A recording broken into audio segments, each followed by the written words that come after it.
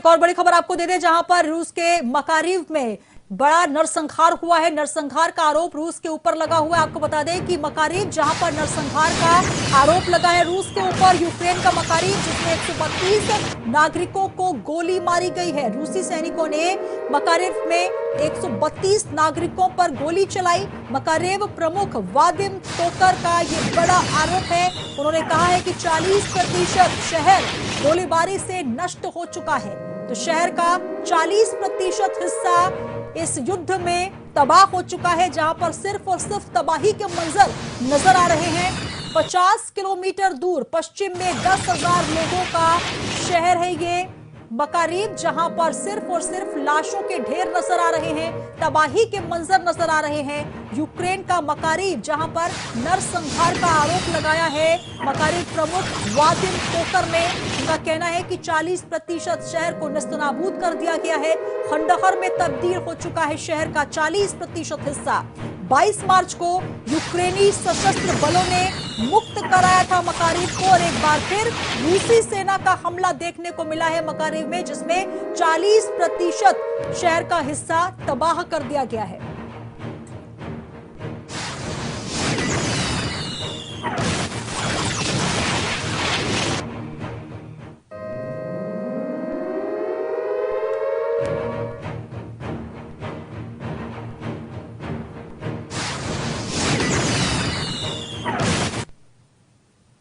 और इस बीच एक और बड़ी खबर आ रही है, जहां पर यूरोपीय संघ ने शरणार्थियों के लिए, जो कि यूक्रेनी शरणार्थी हैं, उनके लिए ये मुफ्त रोमिंग जो है उसकी शुरुआत की जाए, ये मांग की है।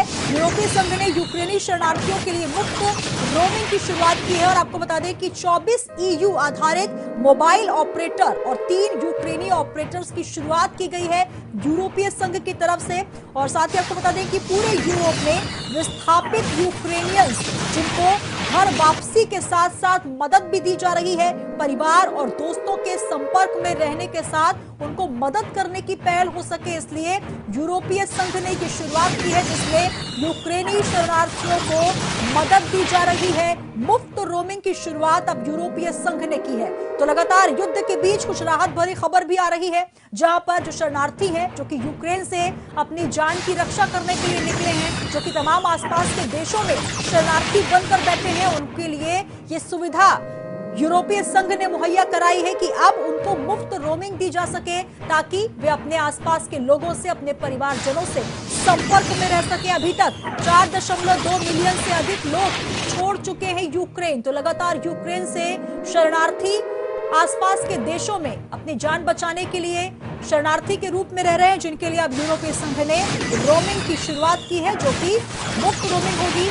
24 EU आधारित मोबाइल ऑपरेटर कराई है, ताकि जो शरणार्थी हैं, जो कि दूसरे देशों में रह रहे हैं, उनको अपने लोगों से संपर्क साधने के लिए फ्री रोमिंग की व्यवस्था की गई है।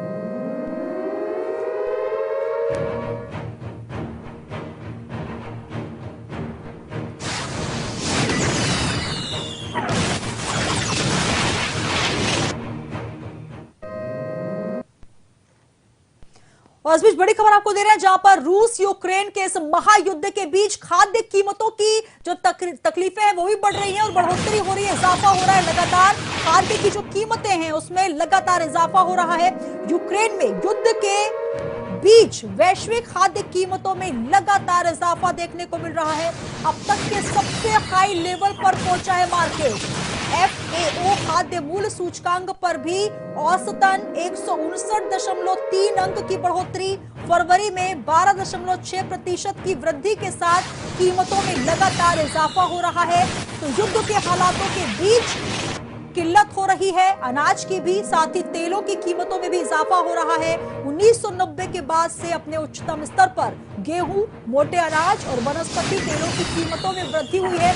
लगातार युद्ध और वार के बीच जो कीमतें हैं वो भी बढ़ती जा रही है, लगातार बढ़ोतरी, इजाफा कीमतों में किया जा रहा है। 1990 के बाद से अब तक उच्चतम स्तर पर हो गई है कीमतें।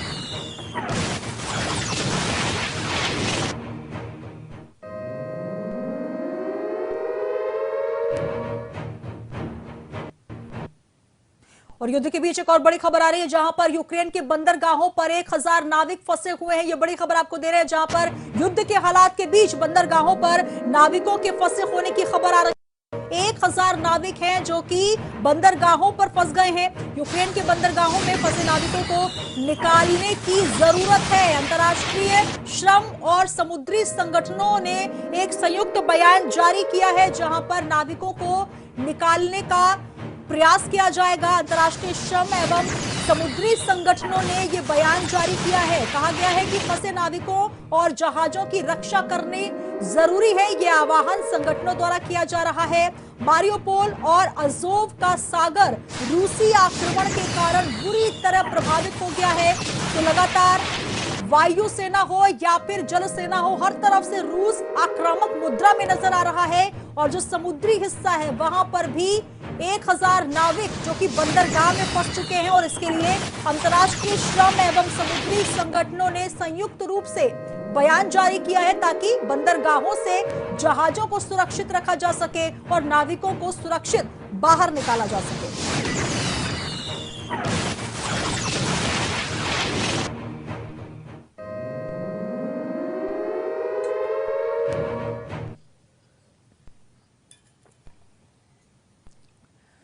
तो यूक्रेन के बंदरगाह जहां पर नाविकों के फंसे होने की आशंका जताई जा रही है, जिसको लेकर अब संयुक्त नोट जारी किया गया है जिसमें कहा जा रहा है कि जल्द से जल्द नाविकों को बचाने की जरूरत है।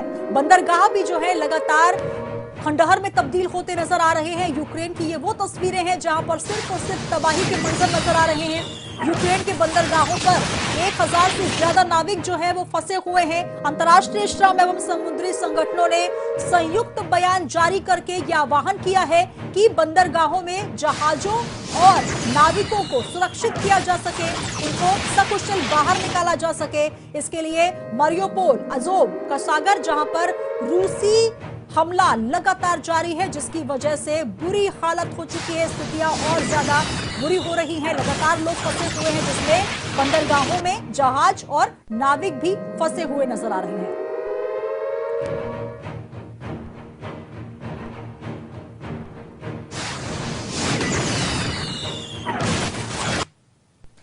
और इस बीच बड़ी खबर आ रही है जहां पर यूक्रेन स्वास्थ्य मंत्रालय ने रासायनिक हथियारों के एंटीडोट के आदेश जारी किए हैं। लगातार रासायनिक हथियारों का अंदेशा बना हुआ है इस महायुद्ध में। 45 दिन लगातार रासायनिक हथियारों के अंदेशे के बीच एंटीडोट का आदेश यूक्रेन स्वास्थ्य मंत्रालय ने जारी किया है। रासायनिक हथियारों से बचाव के लिए एंटीडोट का आदेश दिया गया है। स्वास्थ्य मंत्रालय की तरफ से बिना किसी लाभ के एट्रोपिन की तकरीबन 2,20,000 शीशियां दी जाएंगी।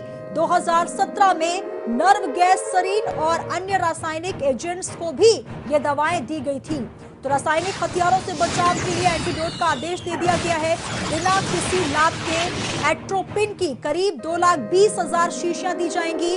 और ये दावा किया है यूक्रेन स्वास्थ्य मंत्रालय ने कि जल्द से जल्द एंटीडोट दिए जाएं। इसके आदेश जारी किए गए हैं क्योंकि रूस की तरफ से लगातार रासायनिक हमलों के संकेत मिल रहे हैं और लगातार जो हमले हो रहे हैं उससे लोगों को नुकसान हो रहा है, जिसकी वजह से अब रासायनिक हथियारों के एंटीडोट के आदेश स्वास्थ्य मंत्रालय की तरफ से यूक्रेन की तरफ से दिए गए हैं। और रासायनिक हथियारों से बचावों के लिए अब 2,20,000 शीशियां दी जाएंगी जो कि 2017 में नर्व गैस सरीन और अन्य रासायनिक एजेंट्स को दी गई थी।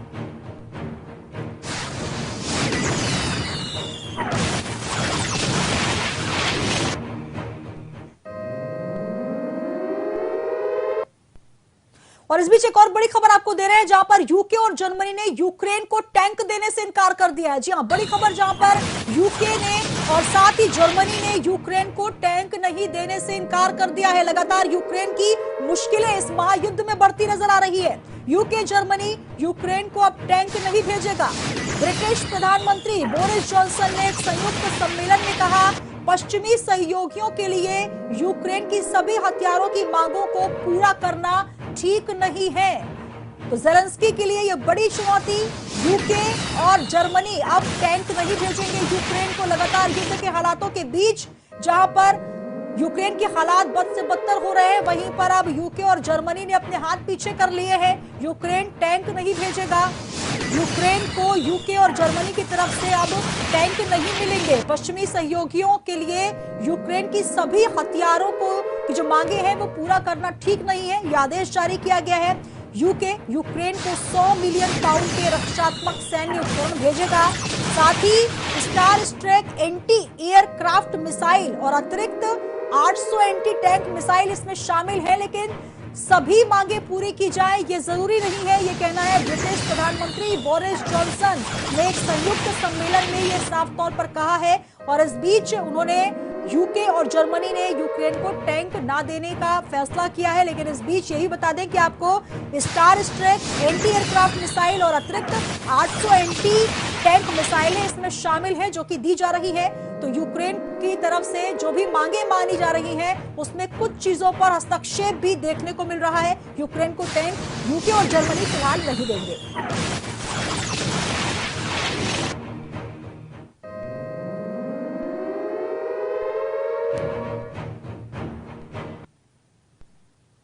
तो रूस यूक्रेन महायुद्ध का 45वां दिन है। लगातार भयावह मंजर सामने आ रहे हैं। बात तो हो रही है लेकिन बात नहीं बन पा रही है। इसी के साथ बुलेटिन में इतना ही। दीजिए इजाजत, बने रहिए वीआईपी न्यूज के साथ।